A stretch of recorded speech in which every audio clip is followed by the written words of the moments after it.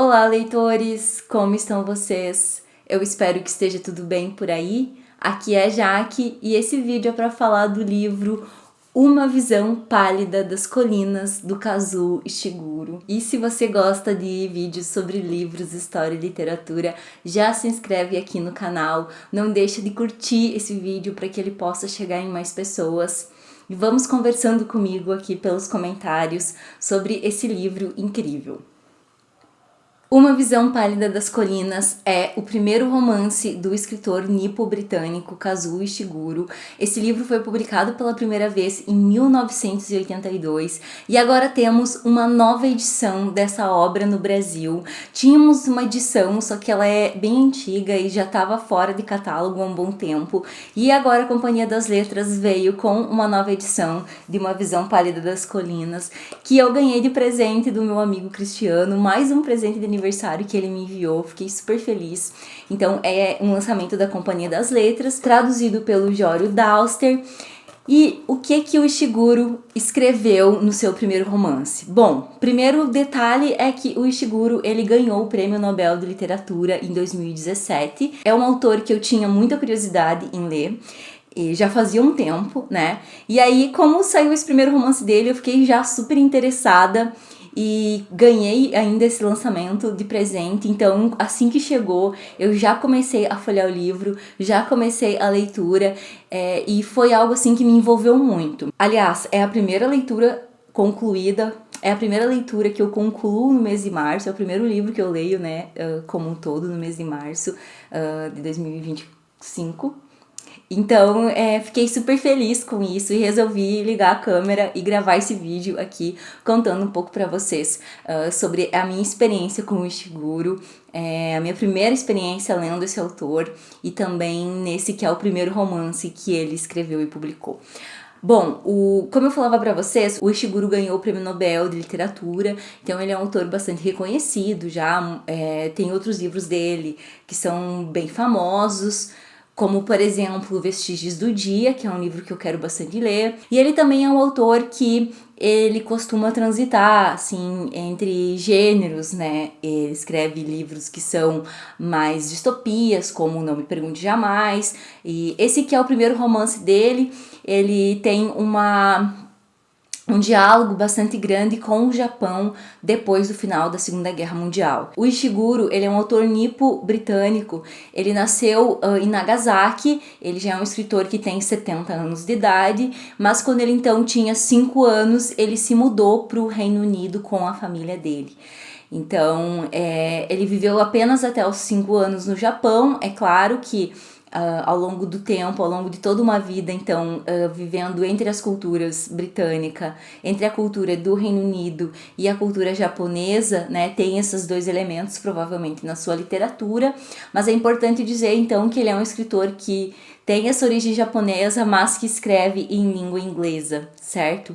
E tem essa presença muito forte da língua. E essa questão da língua, né, a gente sabe que é algo tão importante para os escritores, né, que muitas vezes aprendem a falar num determinado idioma, ou até mesmo a se alfabetizam num determinado idioma, aí migram e aí começam a escrever em outro idioma. E agora eu lembrei do livro Analfabeta, que eu li nesse ano, da Agatha Christie, que foi assim uma experiência bem interessante para refletir sobre essa questão de viver entre línguas. A Silvia Molloy também tem um livro que reflete sobre isso.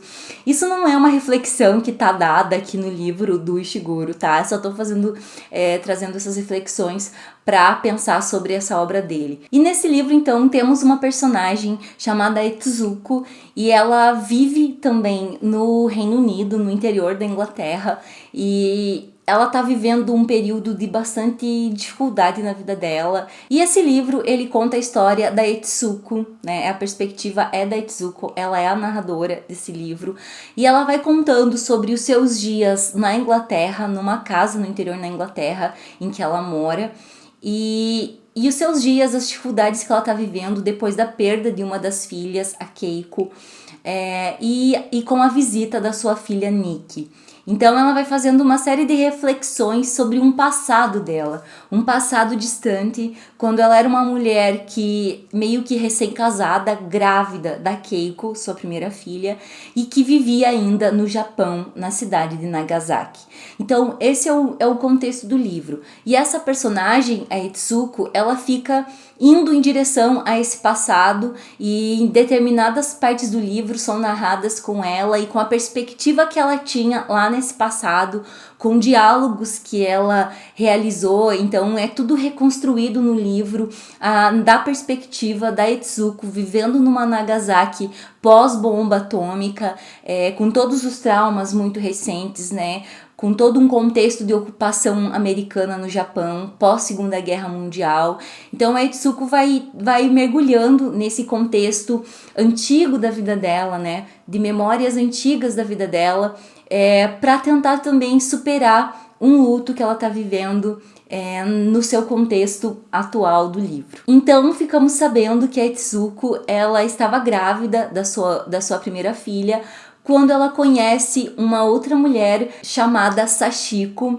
E a Sachiko era uma mulher muito diferente, que chama muito a atenção da Etsuko, e aos poucos elas vão fazendo amizade. A Sachiko vai morar numa casa muito velha, muito danificada, perto da casa dela, e a Sachiko tem uma filha chamada Mariko. E essa criança fica pelos lugares, fica bastante abandonada. A Sachiko não cuida muito da Mariko. E como a Etsuko estava grávida da sua primeira filha, então desenvolvendo ali talvez um pensamento, né, de como seria cuidar de uma menina, cuidar de uma criança, ela começa a se preocupar com a Mariko. E é muito legal como o livro vai explorando o que era ser uma mulher, né, no Japão, numa Nagasaki ali pós Segunda Guerra, nos anos 40 e 50, as obrigações que as mulheres tinham, essa questão tão forte de cuidar da casa, de cuidar dos mais velhos, de cuidar do marido, de ter os filhos, né? E a Sachiko, ela é uma personagem que de certa maneira rompe com o que a Etsuko tem de referência, porque primeiro a Sachiko é uma mulher que perdeu o marido na guerra, né, o marido que ela diz que era um intelectual, e aí ela acabou fazendo algumas escolhas que não deram tão certo, e ela acaba assim muito à mercê das situações, com trabalhos precarizados, tendo que cuidar da sua filha Mariko sozinha, né? E assim, a Mariko é uma personagem incrível da história. Eu acho que ela é minha personagem preferida de Uma Visão Pálida das Colinas, porque a Mariko, ela é essa personagem que criança, né, que vivenciou muitos traumas durante a guerra, que viu muitas coisas feias. Então ela, tão jovem, né, a Mariko, ela já carrega muitos problemas, ela já percebe muitas coisas que os adultos não percebem.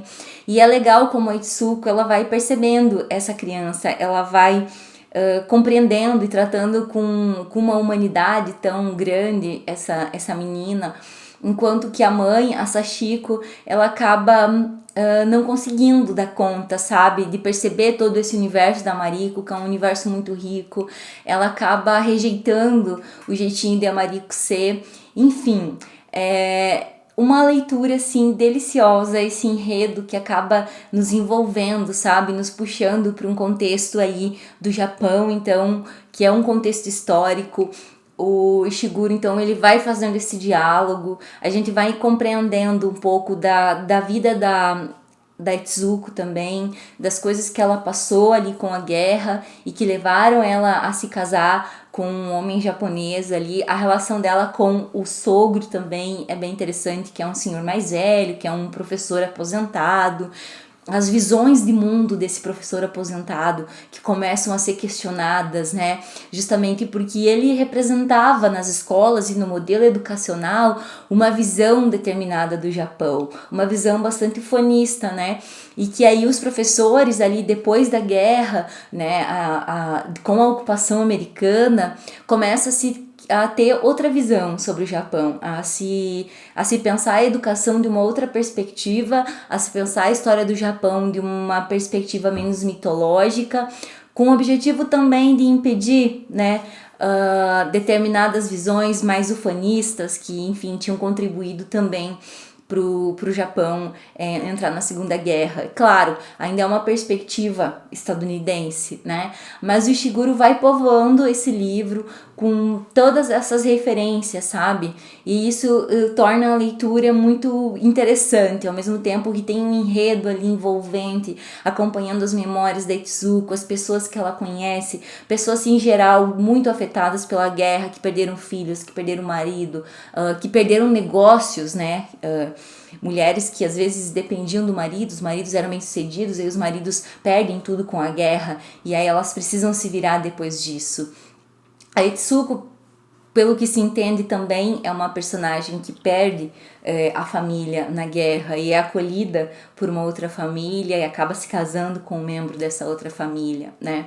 Então, enquanto a Itsuko lida com os traumas da vida dela lá na velhice, já provavelmente, pelo menos ela deve ter uns 60 anos, quando ela narra essa história, ela se volta então para suas vivências numa Nagasaki ainda arrasada, ainda assolada pelos traumas, sendo reconstruída, né, pelo mesmo país que a destruiu com as bombas, ou pelo menos que contribuiu enormemente para sua destruição. É um livro que toca em temas pesados, mas de uma forma muito delicada, sabe? E isso me agrada bastante na literatura. Quando faz essas referências históricas, quando traz esses fatos, dá para pensar muito também na história do autor, né, do Kazuo Ishiguro, como uma pessoa que migrou muito jovem, né, aos 5 anos de idade de Nagasaki para o Reino Unido, assim com sua família, né, e o quanto que ele carrega, né, desses dois mundos, mesmo tendo passado boa parte dos seus anos de vida dentro da cultura inglesa, todas essas heranças históricas que ele traz e que ele talvez possa ter conseguido incluir aqui no seu primeiro romance. É legal pensar também esse romance do ponto de vista da identidade. A Itsuko, ela vive um momento ali de gravidez, que ela tá refletindo sobre ela mesma, ela tem muitas certezas, mas ela tem muitas dúvidas de qual é o melhor caminho a seguir.